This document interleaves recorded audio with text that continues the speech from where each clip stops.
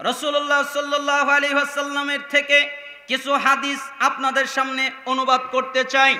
আমর ইবনে আবাস রাদিয়াল্লাহু আনহু তিনি বলেন, রাসূলুল্লাহ সাল্লাল্লাহু আলাইহি ওয়াসাল্লামের কাছে একদিন আমি আসলাম। এরপরে আমি তাকে জিজ্ঞেস করলাম, আল্লাহর নবী জি, আপনি কি বলতে পারেন? কি বলবো? আচ্ছা বলেন তো, যখন আপনি ইসলামের দাওয়াত দিলেন আপনার সাথে কেউ ছিল না, আপনি একাই ছিলেন নাকি আপনার সাথে আর কেউ ছিল? এ কথা কি আপনি বলতে পারেন? তখন রাসূল সাল্লাল্লাহু আলাইহি সাল্লাম বললেন, জি, আমার সাথে ছিল হুররুন ওয়া আবদুন, একজন আজাদ ব্যক্তি ছিল, একজন গোলাম ব্যক্তি ছিল। আজাদ ব্যক্তি মানে আবু বকর সিদ্দিক রাদিয়াল্লাহু আনহু ছিল, গোলাম ব্যক্তি মানে বিলাল রাদিয়াল্লাহু আনহু ছিল।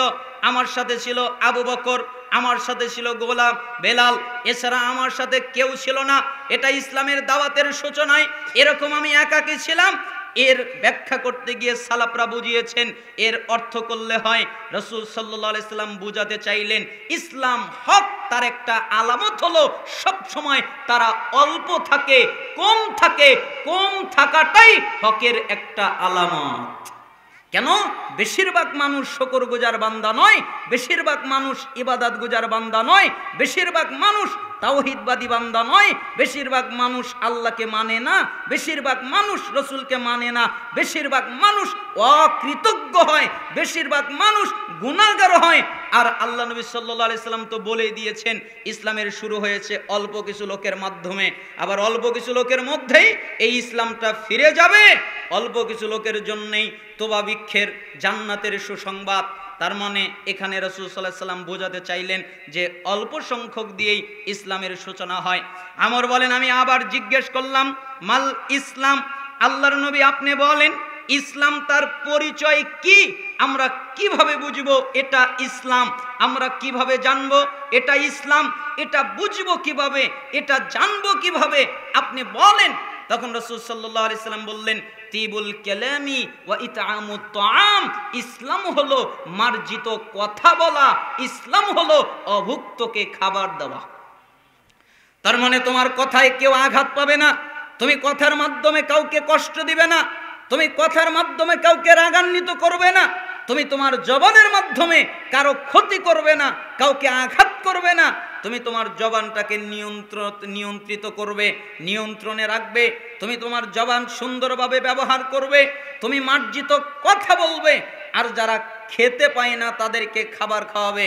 তুমি 3 বেলা পেট ভরে খাচ্ছ, কিন্তু তোমার বাড়ির পাশে আরেকজন না খেয়ে আছে, তুমি খবর নিচ্ছ না, তার খাবারের ব্যবস্থা করছো না। তার মানে তোমার ইসলাম সুন্দর নয়, তোমার পরিপূর্ণ ইসলাম নাই। তোমার পরিপূর্ণ ইসলাম যদি থাকতো তাহলে তোমার কথা হতো মার্জিত, আর তুমি আর একজনকে খাবার খাওয়াতে। হাদিসে জিবরিলের মধ্যে ইসলামের সংজ্ঞা এসেছে, ইসলাম হলো কালেমা, ইসলাম হলো সালাত, ইসলাম হলো যাকাত, ইসলাম হলো সিয়াম, ইসলাম হলো হজ। কিন্তু এই হাদিসে ব্যতিক্রম কথা আল্লাহর নবী বললেন। তিনি বললেন ইসলাম তার পরিচয় হলো মার্জিত কথা বলা, ইসলাম তার পরিচয় হলো যারা খাদ্য খায় না তাদেরকে খাদ্য দেওয়া। আমর বলেন, আমি আবার জিজ্ঞেস করলাম, মাল ঈমান, আল্লাহর নবী আপনি বলেন ঈমান কি? কিভাবে বুঝবো লোকটার মধ্যে ঈমান আছে, এটা জানবো কিভাবে? তখন তিনি বললেন, ঈমান হলো আস-সাবরু ওয়াস-সামাহা, ঈমান হলো ধৈর্য ধরা, ঈমান হলো দান করা। বলেন তো ঈমান কি? ধৈর্য। আর ঈমান কি? দান করা। আমাদের দেশের অধিকাংশ মানুষ এই হাদিসের অর্থ মর্ম বুঝতে পারে নাই। তারা বলেছেন, আমি যে হকের দাওয়াত দিলাম, হকের প্রচার করলাম, এই কারণে আমার উপরে বিপদ আসবে, এই বিপদে আমি ধৈর্য ধারণ করলাম, এটার নাম সবর। আর আমার কিছু টাকা পয়সা আছে, আমি টাকা পয়সা দান করলাম, এটার নাম দান। এটা আমাদের দেশের কিছু আলেম হুজুররা বুঝেছে, কিন্তু সালাফরা এটা বোঝেনি। তারা বলেছেন এই সবরের অর্থ আমার উপরে বিপদ আসবে ধৈর্য ধারণ করব, এটা নয়। এই সবরের অর্থ হলো আমি ইচ্ছা করলে চুরি করতে পারি, আমি ইচ্ছা করলে ডাকাতি করতে পারি, আমি ইচ্ছা করলে সুদ খেতে পারি, আমি ইচ্ছা করলে ঘুষ খেতে পারি, আমি ইচ্ছা করলে জিনা করতে পারি, আমি ইচ্ছা করলে ব্যভিচার করতে পারি, আমি ইচ্ছা করলে নিষেধাজ্ঞ দ্রব্য পান করতে পারি, আমি ইচ্ছা করলে বেপরদায় চলতে পারি, আমি ইচ্ছা করলে আরো যত পাপ আছে এগুলো করতে পারি। কিন্তু আমার ইচ্ছা থাকা সত্ত্বেও হলেও আমি পাপকে ত্যাগ করলাম, এই যে পাপ থেকে বাঁচার মাধ্যমে ধৈর্য ধারণ করলাম, এটার নাম হলো সবর। বলেন তো কার নাম সবর? পাপ থেকে বাঁচার মাধ্যমে ধৈর্য ধারণ করা। তার মানে আমি পাপ করব না, আমি ধৈর্য ধরলাম, যতই কষ্ট হোক আমি পাপ করব না, এটার নাম সবর। আর দান করা মানে কি জানো? দান করা মানে তোমার জীবনটা আল্লাহর জন্য ব্যয় করে দেওয়া, আল্লাহর জন্য অক্ষ করে দেওয়া। আল্লাহ তোমাকে জীবন দান করেছেন, আর তুমি আল্লাহকে জীবন দিয়ে দিলে কেন? আল্লাহ তাআলা বলেছেন, কে আমার কাছে তার জীবন জান্নাতের বিনিময়ে বিক্রি করবে? অতএব তুমি তোমার জীবনকে আল্লাহর কাছে জান্নাতের বিনিময়ে বিক্রি করে দিলে আল্লাহ তোমাকে যা বলবে তুমি তাই করবে, তুমি তাই শুনবে, আল্লাহর জন্য সময় বের করবে। এইটার নাম হলো দান করে দেওয়া। টাকা পয়সা দান নয়, এটা অর্থ সঠিক নয়। বিপদে ধৈর্য ধারণ করা, এই অর্থ সঠিক নয়। পাপ থেকে বাঁচার মাধ্যমে ধৈর্য ধারণ করা, এটা হলো সঠিক অর্থ। জীবন দান করার মাধ্যমে দান করা, এটা হলো সঠিক অর্থ। এটা হলো ঈমান। যাদের মধ্যে এইটা আছে তাদের মধ্যে ঈমান আছে। আমার বলেন, আমি এবার প্রশ্নকে ঘুরিয়ে দিলাম, একই প্রশ্ন ভিন্ন আঙ্গিকে করলাম। তাই আমি রাসূলকে বললাম, আইউল ইসলামি আফদল? আল্লাহর নবী আপনি বলেন তো ইসলামের মধ্যে সবচেয়ে ভালো কোনটা? ইসলামের মধ্যে তো অনেক কিছু আছে, কিন্তু এর মধ্যে সবচেয়ে ভালো, সবচেয়ে উত্তম, সবচেয়ে কল্যাণ কোনটা আপনি বলেন তো? তখন তিনি বললেন, আল মুসলিমু মান সালিমাল মুসলিমুনা মিন লিসানিহি ওয়া ইয়াদিহি। যার হাত দ্বারা কোনো মুসলমানের ক্ষতি করে না, যার জবান দ্বারা কোনো মুসলমানের ক্ষতি করে না, এর ইসলাম হলো সবচেয়ে উত্তম ইসলাম। তার মানে হাত দিয়ে কোনো মানুষের ক্ষতি করে না। আপনাকে আমি বোঝানোর জন্য একজন সালাফের কথা উল্লেখ করছি। তিনি রাস্তা দিয়ে যাচ্ছিলেন, হঠাৎ করে গাছের মধ্যে হাত লেগে গেছে, গাছের একটা পাতা ছিঁড়ে গেছে। তখন তিনি আস্তাগফিরুল্লাহ পড়ছেন আর গাছের সামনে দাঁড়িয়ে পড়লেন। এরপরে যত লোক যায় তাদেরকে জিজ্ঞেস করেন, এই গাছের মালিক কে? তারা বলে জানি না। এভাবে একদিন যায়, এভাবে দুদিন যায়, এভাবে 3 দিন যায়, এভাবে 1 সপ্তাহ যায়, এভাবে 2 সপ্তাহ যায়, এভাবে 40 দিন পার হয়ে যায়। 41-42 দিনের মাথায় একটা লোক আসে, তার সাথে দেখা হয়ে যায়। এবার বলে, এই গাছের মালিক কে? তখন তিনি বলেন, এই গাছের মালিক আমি। তখন এই সালাফ তার কাছে হাত ধরে ক্ষমা চায়, আপনি আমাকে মাফ করে দেন, আপনি আমাকে ক্ষমা করে দেন। কেন? আমার এই হাত আপনার গাছের একটা পাতা ছিঁড়েছি। আপনি যদি কিয়ামতের দিন ওঠেন এই জবাব আমি দিতে পারবো না, তাই আমি এখানে 41-42 দিন ধরে অপেক্ষা করছি কখন আপনাকে পাবো আর আপনার কাছে ক্ষমা নিয়ে নিব। তার মানে একটা সালাফ একটা পাতা ছিঁড়েছেন, তাই তিনি ভয় করছেন কিয়ামতের দিন তার কি হবে। আর আপনি হাতের মাধ্যমে কতজনের উপরে জুলুম করেন, কতজনের উপরে অত্যাচার করেন, কতজনের সম্পদ মেরে নেন, কতজনের মান সম্মান কেড়ে নেন, তাহলে আপনার অবস্থা কি হতে পারে? এখানে একটা হাদিস মনে পড়ে গেল। আবু হুরায়রা রাদিয়াল্লাহু আনহু তিনি বলেন, রাসূল সাল্লাল্লাহু আলাইহি ওয়াসাল্লাম বলেছেন, আদব কায়দা শেখানোর জন্য, চরিত্র শেখানোর জন্য তিনি উল্লেখ করলেন, লজ্জিত করার জন্য তিনি উল্লেখ করলেন, ভাইকে লজ্জিত করো না এজন্য তিনি উল্লেখ করলেন। তিনি বলেন, লা তাহাসাদু, তোমরা একে অপরে হিংসা করো না, ওয়ালা তানাজাসু, তোমরা একে অপরের হয়ে দালালি করো না, দালালি করে দুজনের মধ্যে দাম বাড়িয়ে দিও না, ওয়ালা তাবাগাদু, তোমরা পরস্পরের মধ্যে বিদ্বেষ রেখো না, শত্রুতা রেখো না, মারামারি করো না, ওয়ালা তাদাবারু, তোমরা কারো পিছনে নিও না, কারো পিছনে খুঁজে খুঁজে দেখো না ও কি পাপ করেছে, ও কি অন্যায় করেছে, এটা খোঁজার চেষ্টা করো না। ওয়ালা ইয়াবিবাদুকুম আলা বাইবাত, কারো বেচা কেনার সময় আকবারে কিছু কিনতে যাও না। তোমার ভাই কিছু কিনছে, তুমি ওই সময়ে কিছু কিনতে যাও না, তোমার ভাইয়ের কষ্ট হবে, এটা তুমি করবে না, আকবারে কিনবে না। ওয়া কুনু ইবাদাল্লাহি ইখওয়ানা, তোমরা সবাই আল্লাহর বান্দা, ভাই ভাই হয়ে যাও। আল মুসলিম আখুল মুসলিম, মুসলমান মুসলমানের ভাই, লা ইয়াজলিমুহু, মুসলমান মুসলমানের উপরে জুলুম করতে পারে না, ওয়ালা ইয়াখযুলুহু, মুসলমান মুসলমানকে লজ্জিত করতে পারে না, ওয়ালা ইয়াকযিবুহু, মুসলমান মুসলমানের সাথে মিথ্যা বলতে পারে না, ওয়ালা ইয়াহকিরুহু, মুসলমান মুসলমানকে হেয় করতে পারে না। তুচ্ছ তাচ্ছিল্য করতে পারে না। আত্তাকওয়া হাহুনা ওয়া ইউশিরু ইলা সাদরিহি সালাসা মাররাতিন। এরপরে রাসূল সাল্লাল্লাহু আলাইহি সাল্লাম বুকের দিকে 3 বার ইঙ্গিত করে বললেন, তাকওয়া এখানে, তাকওয়া এখানে, তাকওয়া এখানে। বিহাসবি ইমরিইম মিনাশ শাররি আইয়াহকিরা আকাহুল মুসলিম।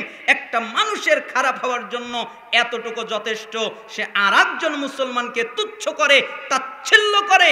যারা মানুষকে তুচ্ছ করে, মানুষকে তাচ্ছিল্য করে, এরা খারাপ। কুল্লুল মুসলিম আলাল মুসলিমে হারাম দামুহু ওয়া মালুহু ওয়া ইরদুহু। প্রত্যেক মুসলিমের উপরে অপর মুসলিমের জন্য হারাম। মুসলমান মুসলমানের রক্ত বের করতে পারে না, মুসলমান মুসলমানের সম্পত্তি নিতে পারে না, মুসলমান মুসলমানের সম্মান নিতে পারে না। তার মানে আমি এই মুসলিমের 2564 নম্বর হাদিস দ্বারা আপনাকে ইসলামের সৌন্দর্য বোঝাতে চাইলাম। আপনি হাত দিয়ে কেন মানুষের ক্ষতি করবেন, আপনি জবান দিয়ে কেন মানুষের ক্ষতি করবেন?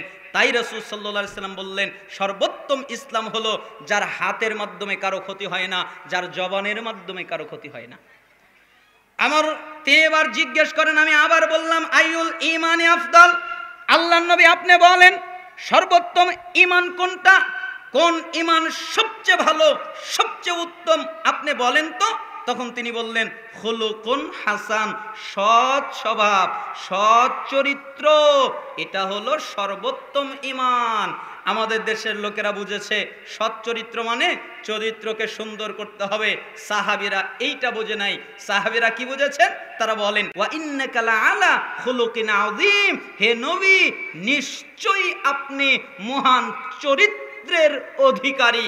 তাই মা আয়েশা সিদ্দিকা রাদিয়াল্লাহু আনহাকে জিজ্ঞেস করলেন, হে মা আয়েশা সিদ্দিকা, আপনি কি বলতে পারেন রাসূলের চরিত্রটা কেমন ছিল? তখন তিনি বললেন, আমি বলতে পারি। তাহলে বলেন তো। তখন তিনি বললেন, রাসূলের চরিত্র হলো পুরো কোরআন। অর্থাৎ তোমরা যদি রাসূলের চরিত্র দেখতে চাও, তাহলে সম্পূর্ণ কোরআন পড়ো, সম্পূর্ণ কোরআন অনুধাবন করো, সম্পূর্ণ কোরআন বোঝো। কোরআনে যা পাবে ওটাই রাসূলের চরিত্র। এই জন্য সালফে সালেহিন এই খুলুকুন হাসানের অর্থ করছেন যে এই সৎ চরিত্রের অর্থ হলো সম্পূর্ণ কোরআন মেনে চলা। যারা সম্পূর্ণ কোরআন মেনে চলে তাদের চরিত্র সবচেয়ে ভালো, আর তারাই হলো সবচেয়ে ভালো ঈমানদার। 1 আয়াত মানবে আর 10 আয়াত মানবে না, 10 আয়াত মানবে আর কিছু আয়াত বাদ দিবে, কিছু আয়াত মানবে কিছু আয়াত মানবে না, এরকম হতে পারবে না। পবিত্র কোরআনের যতগুলো আয়াত আছে প্রত্যেকটা আয়াতের উপর ঈমান আনবে এবং প্রত্যেকটা আয়াত অনুযায়ী নিজে চলবে, বাস্তবায়িত হওয়ার চেষ্টা করবে। এটাই হলো সৎ চরিত্র। আমার বলেন, আমি আবার জিজ্ঞেস করলাম, আইয়ুস সালাতি আফদাল। আল্লাহর নবী আপনি বলেন সর্বোত্তম সালাত কোনটা, কোন সালাত সবচেয়ে ভালো? তখন তিনি বললেন, তুলুল কুনুত। যেই সালাতের ভিতরে কুনুত রয়েছে, কুনুত মানে যে তার সালাতকে লম্বা করে, যে তার সালাতের কিরাতকে লম্বা করে, যে তার সালাতকে লম্বা করে, যে তার সালাতের কিরাতকে লম্বা করে, যে তার সালাতের মধ্যে বিনয় নম্রতা থাকে। আল্লাহকে যত বেশি যেই সালাতে ভয় করা হয়, ওই সালাত হলো আল্লাহর কাছে সবচেয়ে প্রিয়। তার মানে রাসূল সাল্লাল্লাহু আলাইহি সাল্লাম বললেন, যে সালাতে যে যত বেশি ভয় করে, ওই সালাতে আল্লাহ ওই সালাতকে সবচেয়ে বেশি পছন্দ করেন, আল্লাহর কাছে ওই সালাত সবচেয়ে প্রিয়। তার মানে এখানে বুঝতে পারলাম সালাতের ভিতরে ভয় থাকতে হবে, বিনয় থাকতে হবে, নম্রতা থাকতে হবে। আমার রাহিমাহুল্লাহ বলেন, আমি আবার জিজ্ঞেস করলাম, আইয়ুল হিজরতি আফদাল। আল্লাহর নবী আপনি বলেন সর্বোত্তম হিজরত কোনটা, কোন হিজরত সবচেয়ে ভালো, আপনি তা বলেন। হিজরত মানে তো বুঝেছেন তাই না? ইসলামী রাষ্ট্র যেখানে আছে, কাফের রাষ্ট্র থেকে ইসলামী রাষ্ট্রে নিজের দিনকে বাঁচানোর জন্য, নিজের ইসলামকে বাঁচানোর জন্য সফর করা, হিজরত করা, এটাই তো হিজরত তাই না? এটা একটা হিজরত। আর যারা হিজরত করে মক্কা থেকে মদিনায় গেলেন তাদেরকে বলা হয় মুহাজির। হিজরতকারী সাহাবী হিজরত করেছে তাই তারা মুহাজির হয়েছেন। কিন্তু সাহাবী আমর জিজ্ঞেস করলেন সবচেয়ে ভালো হিজরত কোনটা, সবচেয়ে উত্তম হিজরত কোনটা? তখন তিনি বললেন, আনতাহাজুরা মা কারিহা রাব্বুক আজ্জা ওয়া জাল্লা। শোনো, মহান আল্লাহ যা নিষেধ করেছেন এটা হারাম করো না। মহান আল্লাহ যা ত্যাগ করতে বলেছেন ওটা ত্যাগ করা, ওই হারাম না করা সবচেয়ে বড় হিজরত। আর যারা ওই হারাম ত্যাগ করে তারা সবচেয়ে বড় মুহাজির। সবচেয়ে বড় মুহাজির কারা? যারা গুনাহ ত্যাগ করে, যারা হারাম ত্যাগ করে। আমর বলেন আমি আবার জিজ্ঞেস করলাম ফাইউল জিহাদি আফদল, আপনি বলেন সর্বোত্তম জিহাদ কোনটা, কোন জিহাদ সবচেয়ে ভালো?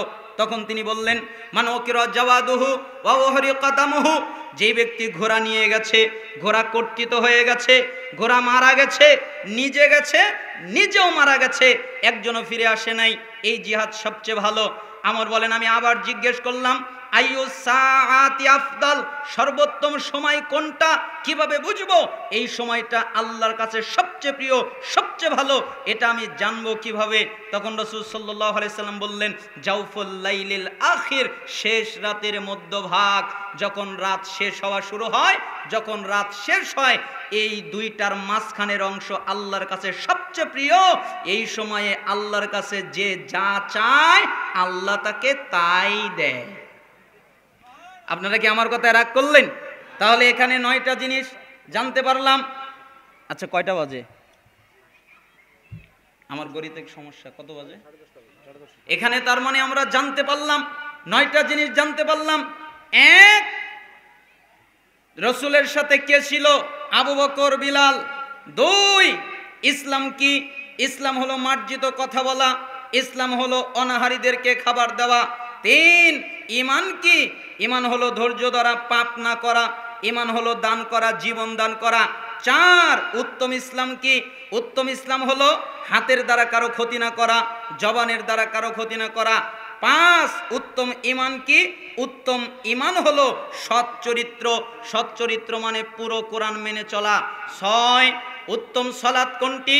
উত্তম সালাত হলো যেই সালাতের কিরাত বড়, যেই সালাতের কিয়াম বড়, যেই সালাতে বিনয় নম্রতা আছে, ভয় ভীতি আছে, ওই সালাত সবচেয়ে প্রিয়। উত্তম হিজরত কোনটা? উত্তম হিজরত হলো গুনাহ ত্যাগ করা। উত্তম জিহাদ কোনটা? উত্তম জিহাদ হলো নিজেও মরে যাওয়া, যেই ধন সম্পদ, যেই বাহন নিয়ে গেছে তারও মৃত্যু হয়ে যাওয়া, শহীদ হয়ে যাওয়া, এটা হলো উত্তম জিহাদ। উত্তম সময় কোনটা? উত্তম সময় হলো শেষ রাতের মধ্যভাগ। 9টা বিষয় বললাম এই এক হাদিসের মধ্যে। আল্লাহ তাআলা আমাদেরকে আমল করার তৌফিক দান করুন। হাদিসটি মিশকাতে এসেছে 46 নম্বরে এবং মুসনাদ আহমদে এসেছে 18942 নম্বরে। আল্লাহ তাআলা আমাদেরকে এই হাদিস অনুযায়ী আমল করার তৌফিক দান করুন। আজকের আলোচনার দ্বিতীয় হাদিস, এই হাদিস একটি আজব হাদিস, আশ্চর্যজনক একটা হাদিস।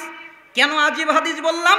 প্রত্যেকটা হাদিসের মধ্যে রাসূলুল্লাহ সাল্লাল্লাহু আলাইহি ওয়াসাল্লাম উম্মতকে ইঙ্গিত করেছেন, হে আমার উম্মত তোমরা এই কাজটা করো, তোমরা এই গুণটা অর্জন করো। কিন্তু এই হাদিসের মধ্যে রাসূল উম্মতকে ইঙ্গিত করে বলে নাই, বরং রাসূলকে ইঙ্গিত করে জিবরাইল আমিন বলেছেন। তাই সালাফরা এই হাদিসের হেডলাইনে নাম দিয়েছেন জিবরাইলের নসিহাত। তার মানে জিবরাইল নসিহাত করলেন মুহাম্মদ সাল্লাল্লাহু আলাইহি সাল্লামকে। সাহল ইবনে সাদ রাদিয়াল্লাহু আনহু তিনি বলেন যা জিবরিল আলাইহিস সালাম ইলান নবী সাল্লাল্লাহু আলাইহি ওয়াসাল্লাম, একদিন জিবরাইল আমিন আমার কাছে আসলেন, এরপরে আমাকে বললেন আল্লাহর নবী জি আমি আপনাকে কিছু নসিহত করব, আমি আপনাকে কিছু ওসিয়ত করব, আর এই নসিহত করার ক্ষেত্রে, ওসিয়ত করার ক্ষেত্রে আমি শক্ত ভূমিকা অবলম্বন করব, আপনি কিছু মনে করবেন না।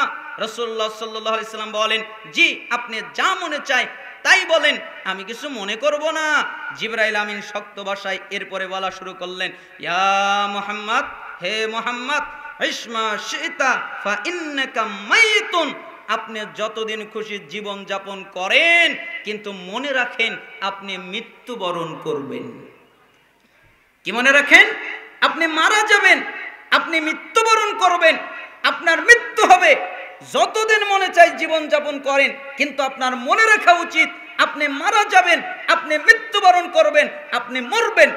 পৃথিবীর সবচেয়ে দামি রাসূল, পৃথিবীর সবচেয়ে দামি মানুষ, পৃথিবীর সবচেয়ে দামি আদম, সবচেয়ে দামি মানুষ মুহাম্মদ সাল্লাল্লাহু আলাইহি সাল্লাম, তিনিও মৃত্যুবরণ করবেন।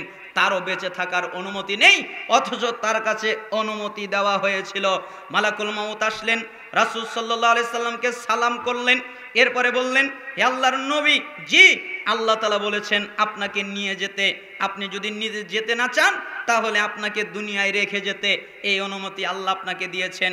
জিবরাইল আমিন আসলেন, রাসূলকে সালাম করলেন, এরপরে বললেন, আল্লাহর নবী, আল্লাহ তাআলা বলেছেন আপনি যদি যেতে চান আপনাকে নিয়ে যেতে, আপনি যদি থাকতে চান আপনাকে রেখে যেতে, তবে আল্লাহ আপনার জন্য অপেক্ষমান, আপনার সাক্ষাৎ পাওয়ার জন্য অপেক্ষা করছেন। তাই রাসূল সাল্লাল্লাহু আলাইহি সাল্লাম বললেন, আমি আল্লাহর সাক্ষাৎকে পছন্দ করে নিলাম, এটাকে আমি উত্তম মনে করলাম। রাসূল সাল্লাল্লাহু আলাইহি সাল্লাম চলে গেলেন। সবচেয়ে দামি মানুষ পৃথিবীতে থাকতে পারেনি, অতএব পৃথিবীর কারো পক্ষে সম্ভব নয়।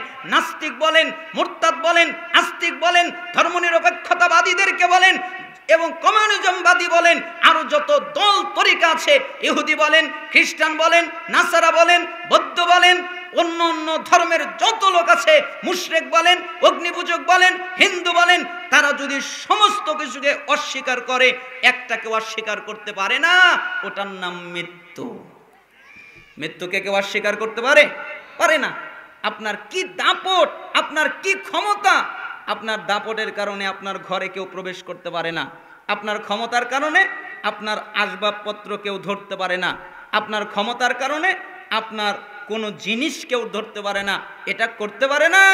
কিন্তু আপনার কি মনে পড়ে না, যখন আপনি মৃত্যুবরণ করবেন তখন আপনার ঘর থেকে আপনাকে টেনে বের করে নেওয়া হবে। একবারের জন্য বলতে পারবেন না আমার ঘর থেকে আমাকে টেনে বের করে কে, এ কথা বলার ক্ষমতা আপনার থাকবে না। আপনার শরীর থেকে দামি পোশাক খুলে নেওয়া হবে, আপনি একবারের জন্য বলতে পারবেন না আমার দামি পোশাক খুলে নেয় কে। আপনাকে কাপড় দিয়ে ঢেকে ওর ভিতরে গোসল করানো হবে, গরম পানি বরই পাতা মিক্সার করে আপনার গায়ে ঢেলে দেওয়া হবে। আপনি একবারের জন্য বলতে পারবেন না পানিটা গরম হয়ে গেছে, আর একটু ঠান্ডা হলে ভালো হতো। আপনাকে কাফনের কাপড় পরিয়ে দেওয়া হবে, আপনার নাকে কানে তুলা দিয়ে দেওয়া হবে, আপনি শ্বাস নিতে পারবেন না। আপনি একবারের জন্য বলতে পারবেন না আজকে তো আমি শ্বাস নিতে পারছি না, আমার শ্বাস নেওয়া কষ্টকর হচ্ছে, তোমরা সরে যাও, এ কথা বলতে পারবেন না। আপনার কি হয়ে যাবে, আপনার জানাজার সালাত আদায় করা হবে। অন্য অন্য দিন দুনিয়ায় বেঁচে থাকতে আপনি কত মানুষের জানাজার সালাত আদায় করেছেন, কিন্তু বিষয় উল্টে গেছে।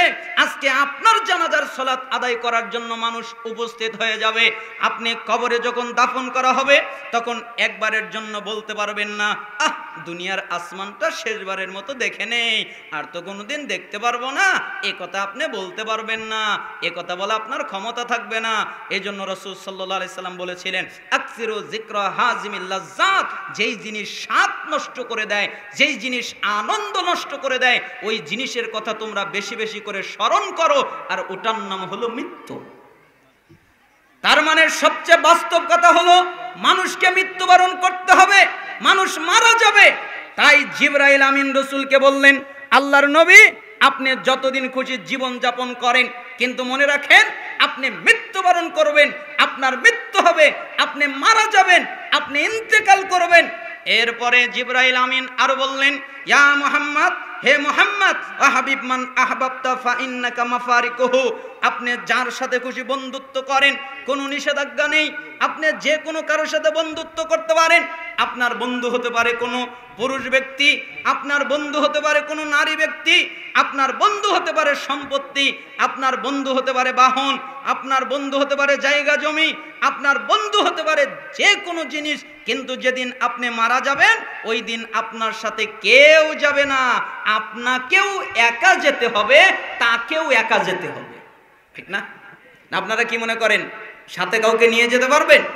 মা আপনার রোগ হয়েছে, আপনার পাশে বসে মা কান্নাকাটি করে আর আল্লাহকে বলে, আল্লাহ তুমি আমার সন্তানের অসুখটা আমাকে দাও, আর আমাকে যেই সুস্থ রেখেছো আমার সন্তানকে সুস্থ রাখো, আর সন্তানে অসুস্থ হয়েছে এটা আমাকে দাও, তারপরে তুমি আমার সন্তানকে রক্ষা করো।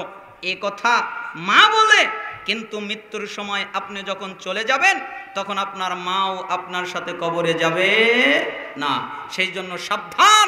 সালাফরা বলতেন, একটা একটা জিনিসকে যদি বন্ধু বানাতে পারো তাহলে তোমাদের জন্য কল্যাণ। ওই জিনিসটা হলো নেক আমল। কেন? পৃথিবীর সবাই যদি তোমার সাথে না যায়, নেক আমল তোমার সাথে কবরে যাবে। ইয়া মুহাম্মদ, হে মুহাম্মদ, ওয়ামাল মা শিতা ফাইন্নাকা মাজজিউন বিহি।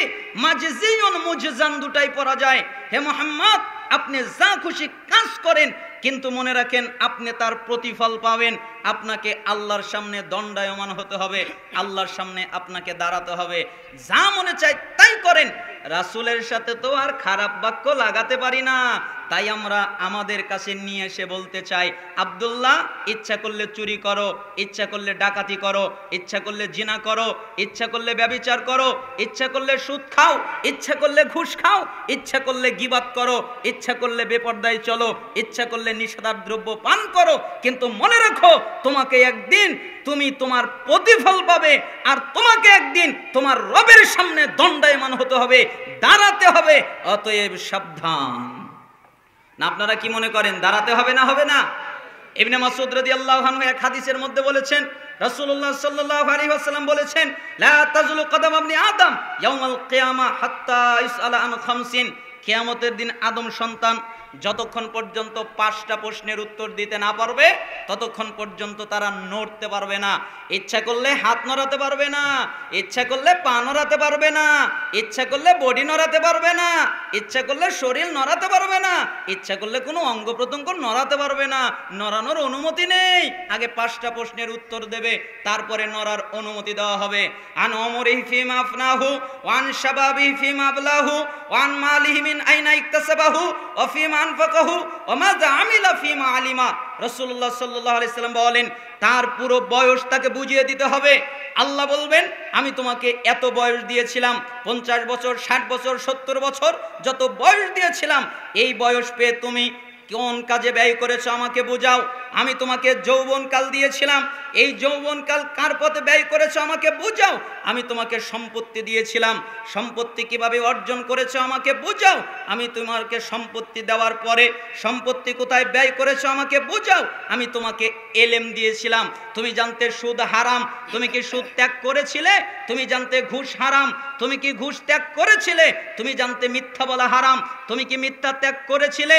তুমি জানতে গীবাত করা হারাম, তুমি কি গীবাত ত্যাগ করেছিলে? তুমি জানতে চগলখুরি হারাম, তুমি জানতে নিষেধার দ্রব্য পান করা হারাম, তুমি জানতে বেপরদায় চলা হারাম, তুমি জানতে মানুষের সাথে খারাপ আচরণ করা হারাম, মানুষের উপরে জুলুম অত্যাচার করা হারাম, এগুলো তুমি জানতে, তুমি কি তা ত্যাগ করেছিলে? তার মানে তুমি তোমার এলেম অনুযায়ী আমল করেছিলে কিনা এটা তোমার জানা আছে কিনা জিজ্ঞেস করা হবে। 1, পুরো বয়স বুঝিয়ে দিতে হবে। 2, পুরো যৌবনকাল বুঝিয়ে দিতে হবে। 3, পুরো সম্পদের আয় বুঝিয়ে দিতে হবে। 4, পুরো সম্পত্তির ব্যয় বুঝিয়ে দিতে হবে। 5, ইলম অনুযায়ী কি আমল করেছে তা বুঝিয়ে দিতে হবে। মিশকাত 5174 নম্বর হাদিস। যতক্ষণ পর্যন্ত বুঝাতে না পারবে ততক্ষণ পর্যন্ত নড়ার অনুমতি নাই। নড়তে পারবে না, নড়ার অনুমতি নাই। মানুষের এত ক্ষমতা কোথায় থেকে আসে, এত দাপট কোথায় থেকে আসে? আল্লাহ অনুমতি দিবেন না, নড়ার অনুমতি দিবেন না। আগে 5টা প্রশ্নের উত্তর হবে, তারপরে নড়তে পারবে। এই জন্য জিবরাইল আমিন বললেন, আল্লাহর নবী, আপনি যা ইচ্ছা তাই করেন, কিন্তু মনে রাখেন আপনি প্রতিফল পাবেন, আপনাকে আপনার রবের সামনে দাঁড়াতে হবে। জিবরাইল আমিন বলেন, ইয়া মুহাম্মদ, উপদেশ এখনো শেষ হয় নাই। শারাফুল মুমিন কিয়ামুল লাইল। আপনি কি জানেন মুমিনের সম্মান কি? মুমিনের সম্মান হলো রাতে সালাত আদায় করা। শারাফুল মুমিন কিয়ামুল লাইল ওয়া ইজ্জুহু ইস্তিগনাউহু আনিন নাস। আর তার ইজ্জত হলো মানুষের কাছে কিছু না চাওয়া। মুমিন যদি চায় আল্লাহ আমাকে সম্মানিত করুক, তাহলে সে যেন রাতে সালাত আদায় করে। মুমিন যদি চায় আল্লাহ আমাকে ইজ্জত দান করুক, তাহলে সে যেন মানুষের কাছে কিছু না চায়। যদি চাইতে হয় তাহলে যেন আল্লাহর কাছে চায়। সে মানুষের কাছে কিছু চাইবে না, সে কোনো বাবার কাছে কিছু চাইবে না, সে কোনো দরগায় গিয়ে কিছু চাইবে না, সে কোনো মাজারে গিয়ে কিছু চাইবে না, সে কোনো ব্যক্তির কাছে চাইবে না, সে কোনো খাম্বার কাছে চাইবে না, সে কোনো গাছের কাছে চাইবে না। তার যদি চাওয়ার প্রয়োজন হয় তাহলে একমাত্র আল্লাহর কাছে চাইবে, আল্লাহ তুমি আমাকে এটা দান করো। বলেন তো চাইবে কার কাছে? আল্লাহর কাছে। তার মানে তার ইজ্জত আছে, আর রাতে সালাত আদায় করে, তার মানে তার সম্মান আছে। তাই জিবরাইল আমিন 5টা কথা বললেন।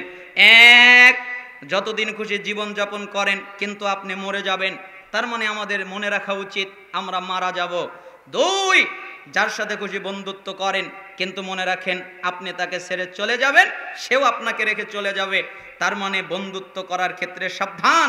3, যা খুশি কাজ করেন, আমল করেন, কিন্তু মনে রাখেন আপনি তার প্রতিফল পাবেন, আল্লাহর সামনে আপনাকে দাঁড়াতে হবে। অতএব আল্লাহর সামনে দাঁড়ানোকে ভয় করেন, সাবধান। 4, আপনি যদি সম্মান চান তাহলে রাতে সালাত আদায় করেন। 5, আপনি যদি ইজ্জত চান তাহলে মানুষের কাছে কিছু চাইবেন না, আল্লাহর কাছে চাইবেন।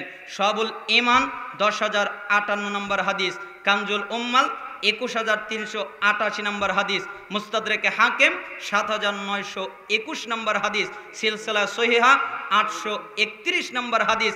ইমাম হাকিম রহিমাহুল্লাহ এই হাদিসকে সহি বলেছেন, ইমাম আলবানী রহিমাহুল্লাহ এই হাদিসকে সহি বলেছেন, গ্রহণযোগ্য হাদিস।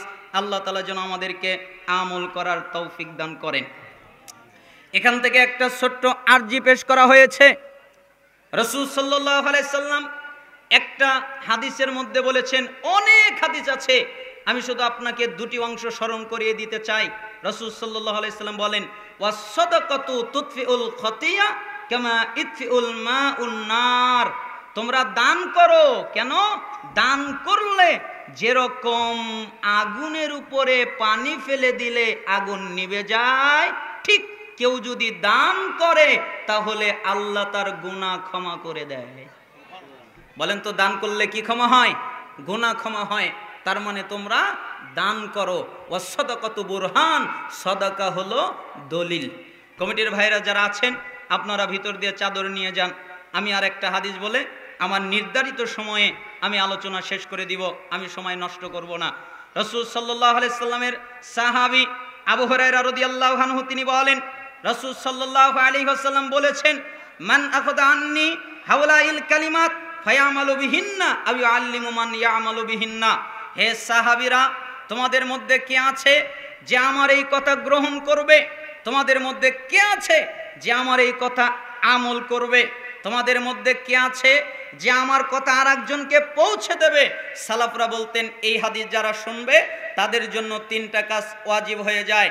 1, এই হাদিস মনোযোগ দিয়ে শোনা। 2, এই হাদিস আমল করা। 3, এই হাদিস আরেকজনের কাছে পৌঁছিয়ে দেওয়া। তাই আবু হুরায়রা বললেন, কুলতু আনা ইয়া রাসূলুল্লাহ, আমি আছি তো হে আল্লাহর রাসূল, আমি আছি তো। আপনি যা বলবেন আমি তা গ্রহণ করব, আপনি যা বলবেন আমি তা আমল করব, আপনি যা বলবেন আমি তা আরেকজনের কাছে পৌঁছে দেব।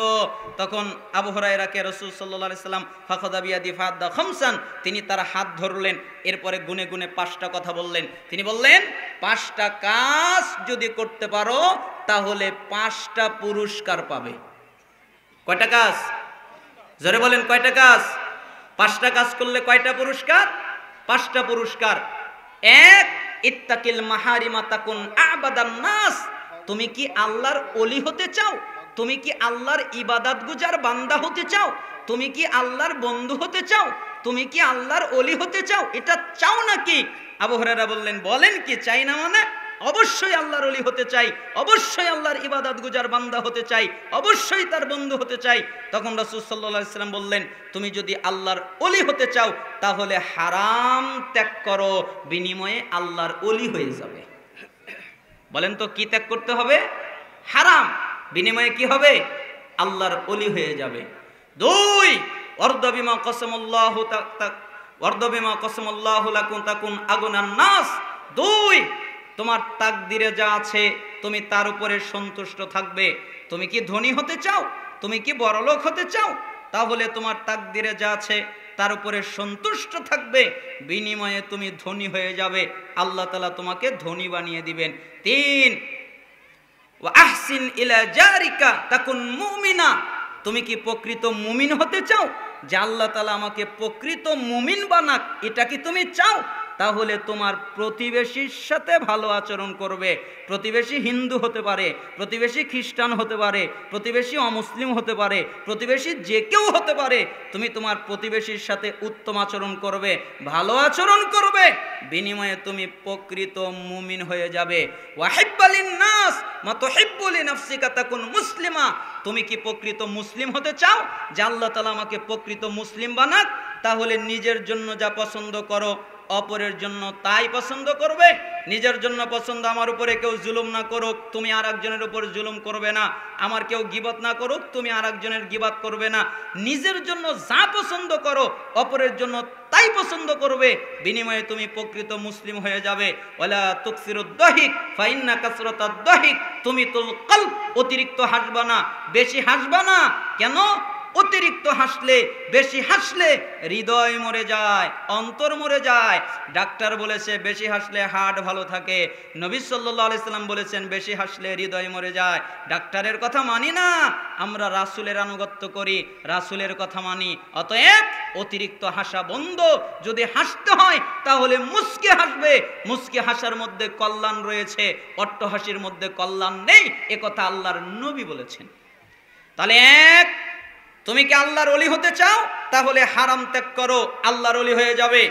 দুই, তুমি কি ধনী হতে চাও? তোমার তাকদিরে যা আছে তার উপরে খুশি থাকো, ধনী হয়ে যাবে।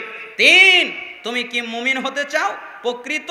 তাহলে তোমার প্রতিবেশীর সাথে ভালো আচরণ করো। চার, তুমি কি প্রকৃত মুসলিম হতে চাও? তাহলে নিজের জন্য যা পছন্দ অপরের জন্য তাই পছন্দ করো। পাঁচ, অতিরিক্ত হাসবা না, অতিরিক্ত হাসলে হৃদয় মরে যায়, অন্তর মরে যায়। তিরমিজি 2305 নম্বর হাদিস, মিশকাতুল মাসাবিহের 5171 নম্বর হাদিস। হাদিসের সনদ সহি। আল্লাহ তাআলা আমাদেরকে আমল করার তৌফিক দান করুন। আমি আপনাদের সামনে যে বিষয়ে আলোচনা করছিলাম, রাসূলুল্লাহ সাল্লাল্লাহু আলাইহি সাল্লামের নসিহত, আমার সময় শেষ, আলোচনা শেষ করতে না পারায় দুঃখিত। আমি আপনাদের জন্য দোয়া করি, আল্লাহ তাআলা যেন আপনাদের প্রত্যেককে কল্যাণ, হেদায়েত দান করেন, জান্নাত দান করেন এবং এই মাহফিলকে কবুল করেন। আপনারাও আমার জন্য দোয়া করবেন, আল্লাহ সুবহানাহু ওয়া তাআলা যেন আমাকে সুন্নাহর উপরে অটল থাকার তৌফিক দান করেন। এই দাওয়া দাবি রেখে আমি আপনাদের কাছ থেকে বিদায় নিচ্ছি। ওয়া আখিরু দাওয়ানা আলহামদুলিল্লাহি রাব্বিল আলামিন। আসসালামু আলাইকুম ওয়া রাহমাতুল্লাহি ওয়া বারাকাতুহু।